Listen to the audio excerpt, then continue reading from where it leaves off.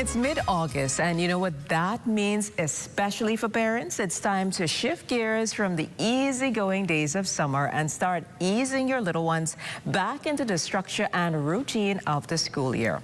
And today we've got just the right people to help guide you through that transition. Joining us are Dezree Taylor, an educator and president of Journeys International Organization, and her vice president, Naria Holbert.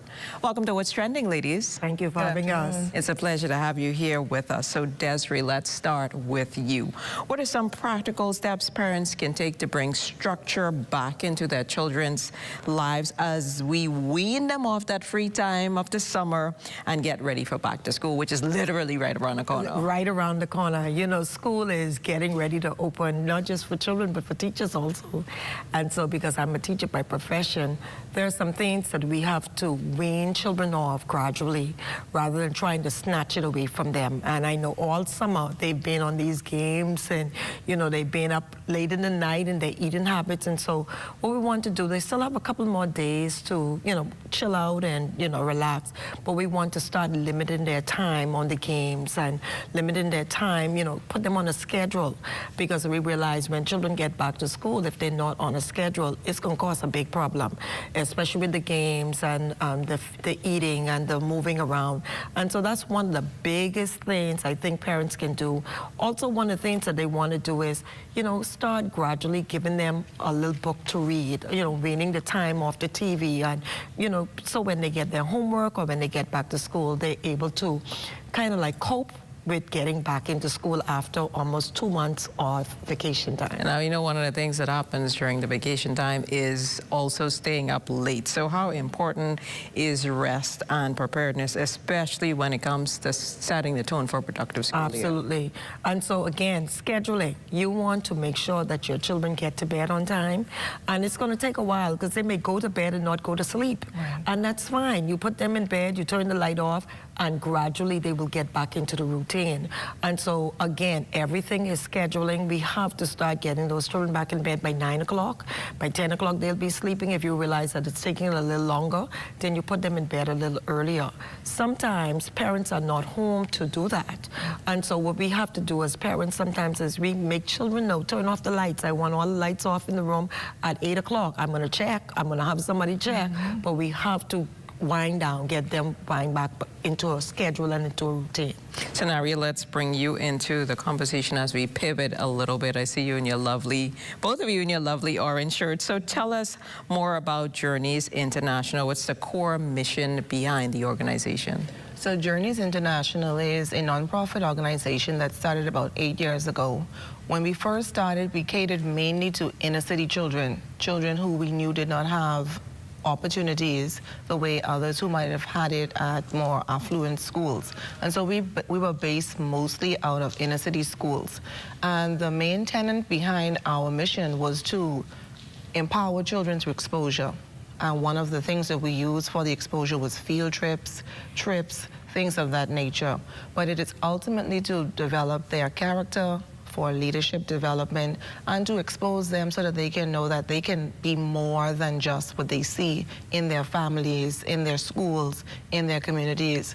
But soon after the establishment of Journeys, we realized, hey, your socioeconomic standing doesn't say that you are exposed. And so we moved from just focusing on inner city children solely to looking at all children, because all children need these opportunities for development. And so that's fundamentally what we do. We provide a holistic approach to child development. We cater to academics, we cater to character development, and most importantly, we cater to life skills. What are some of the things that you're going to need as you grow to become a productive citizen of our country? But I understand that's not the only thing you do. Do you connect families with donors to help them get ready for back to school? So that's back to school supplies. How does that work and how long has that been going on? So actually the back to school initiative started even before the organization was established. And so as a teacher, I've been teaching for 30 years. I know I don't look that, No, right? you don't. But I've been teaching for 30 years. And in teaching, I found that every year we go back to school, we have children who come back to school and they don't have the necessities that they need. And so as a young teacher, I started that about probably 15 years ago.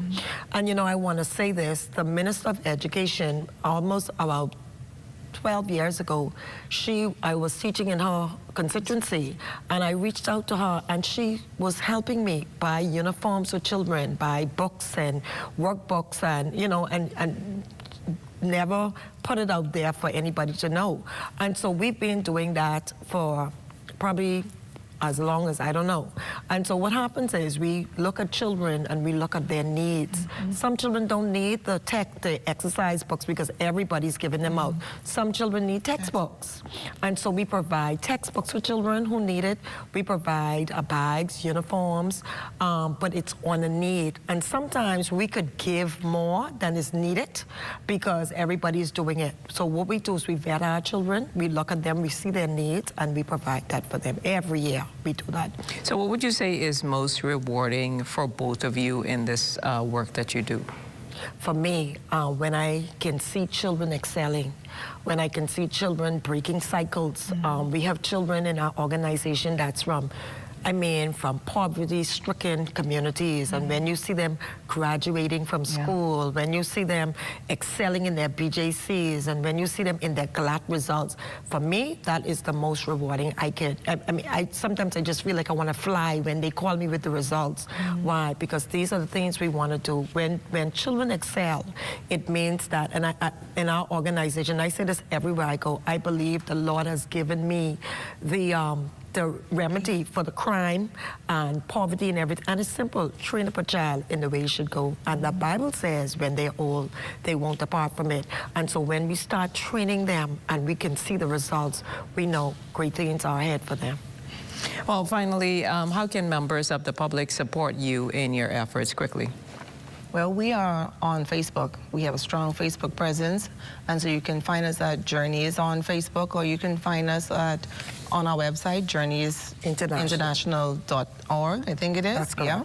And so we're out there. Every event that we participate in, we flood our platforms with photos so that you can see the proof. We don't want to just tell you the story. A picture tells 1,000 words.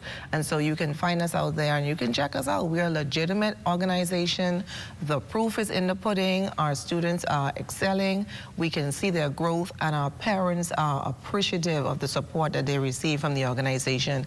And for me, that's one of the biggest tenets of Journeys, when parents can say, I'm grateful that my child had an opportunity to spend time in this organization. I can see the growth, I can see the change. That is life-changing for me and most impactful. Awesome. Well, thank you, ladies, so much for joining us on What's Trending today. Your advice and insights are exactly what parents need, and your work is phenomenal. So continue definitely with that. Thank you. Well, after the break, we're taking on the issue of bullying. How serious is the problem, and what can you do to protect your child? You're watching What's Trending. We'll be right back.